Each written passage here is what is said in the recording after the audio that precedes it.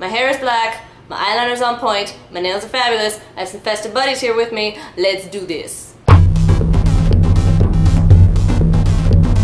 Salam and happy Tuesday! I don't actually know where this video is gonna go. I'm filming this Saturday afternoon. I know for a fact that I'm going to Amanda Palmer's Art of Asking book tour stop in LA tonight. What I do not know is if I'll get usable footage from that, or I'm gonna look completely different in the next shot and just tell you about it. Okay?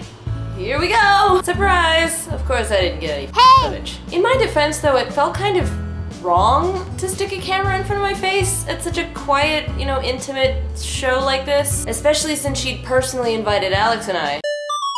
If you're new here, Alex, the same person that's been in all of my videos, he's Amanda's little brother, so when she comes into town, she invites him and I just usually get to tag along. I just didn't want to be that asshole, So I put the camera away and just experienced the show. Anyway, if you're not aware, Amanda Palmer, musician, artist, blogger, and now full-fledged New York Times bestselling author, just released her first book called The Art of Asking, or How I Learned to Stop Worrying and Let People Help. This book came about as an extension of the TED Talk that she gave last year, link in the description. The show that Alex and I went to on Saturday night was her Los Angeles book tour stop. Each night turns out to be completely different, but this time she brought with her the music analyst and blogger Bob Lefsetz, who writes the Lefsetz Letter, the book doula who helped Amanda edit and birth her book, Jamie Ian Swiss, who is also a magician, and a surprise guest in the form of Courtney Fallon Rex, a musician, artist, and massage therapist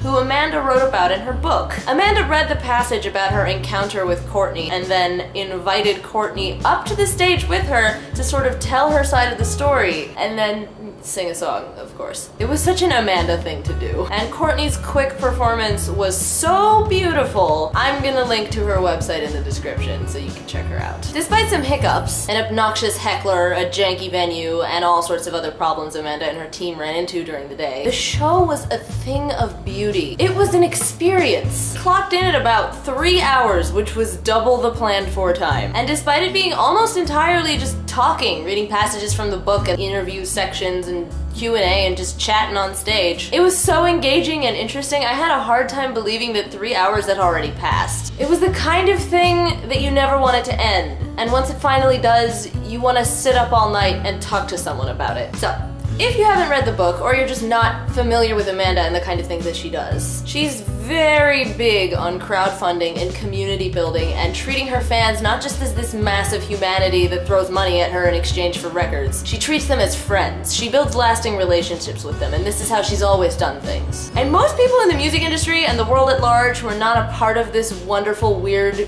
thing that she's built just don't get it. In this book, in talking about her life and her journey in learning about, the art of asking, she winds up sort of explaining herself, where she's coming from and why she is doing and why she has always done what she's done with regard to crowdsourcing everything, and why that is not, despite what so many people have said about her, pure evil. Anyway, that's not all this book is about. And I'm finding it extremely difficult to concisely summarize it for you here, but instead of just telling you, go read the book, which you should really do anyway, I'm gonna try. Okay. You don't need to feel guilty for whatever path that you've chosen. You and your choices are valid. You are good enough, whatever that means. Even if you're doing something non-traditional like making art for a living, you're allowed to do it. And you're allowed to ask for and accept help from people. You're not somehow less of a person for it. So, this whole thing that she's spoken and written about, it's so incredibly important. I've been watching the response to this book on social media ever since it came out, and there's been such a massive outpouring of love and gratitude for what she said. This idea of feeling like a fraud, like you're just not worth people's time, whether because what you're doing is kind of unconventional or because you feel like you're not good enough, is so universally felt that seeing it expressed in the printed word like this struck a nerve with so many people, myself included. I mean, I'm trying to be a designer for a living. You know what my closest cousins are doing? One of them's gonna be a doctor, and the other one's gonna be a lawyer.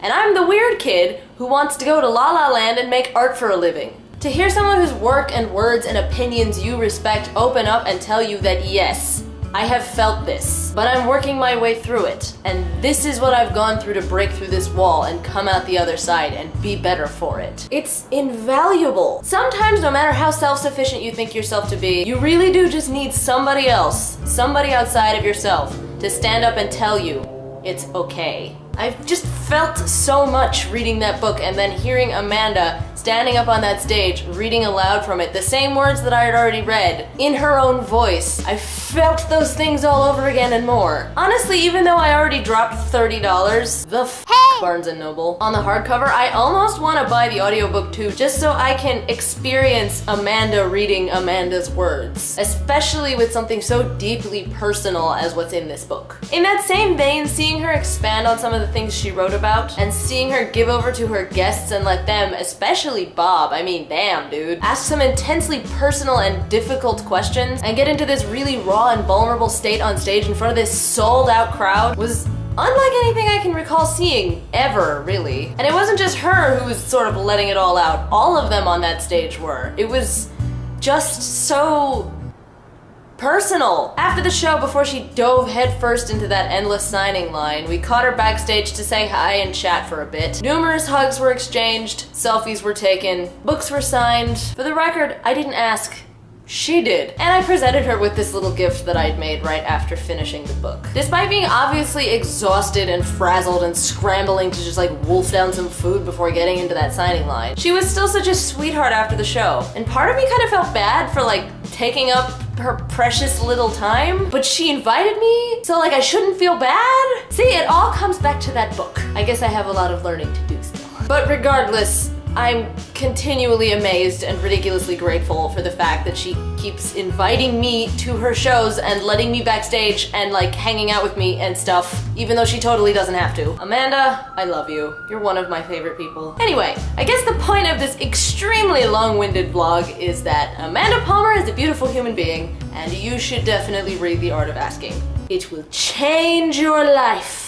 And Amanda, if you ever watch this, I hope the last few tour stops went better for you and your team, and you finally, once you get home to Boston, get to slow the down, if only for a little while. Peace, love, geekdom. Take the f***ing donuts, and I'll see you on Tuesday.